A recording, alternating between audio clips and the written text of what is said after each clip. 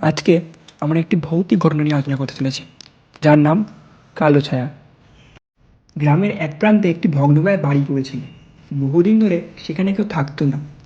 লোকজন বলতো ও বাড়িতে রাতের বেলায় অদ্ভুত আওয়াজ হয়, কখনো পায়ের শব্দ, কখনো কেউ চাপা গলায় কাঁদছে। একদিন সাহস করে তিনজন বন্ধু রাতে বাড়িটার ভেতরে ঢুকে পড়ল।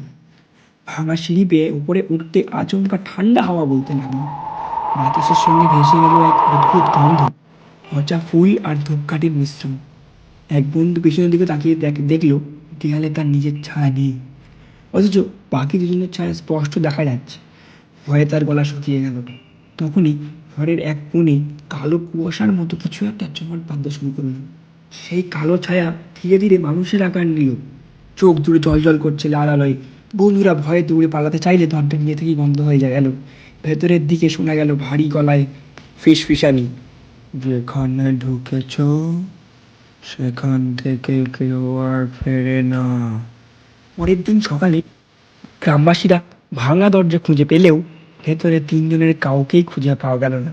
শুধু ঘরের মাঝখানে পড়েছিল তিনটে জুতো আর দেওয়ালে আঁকাবাঁকা অদ্ভুত দাগ, যেন নখ দিয়ে কেউ দেয়াল ছিঁড়ে ফেলতে চাইছিল। ধন্যবাদ।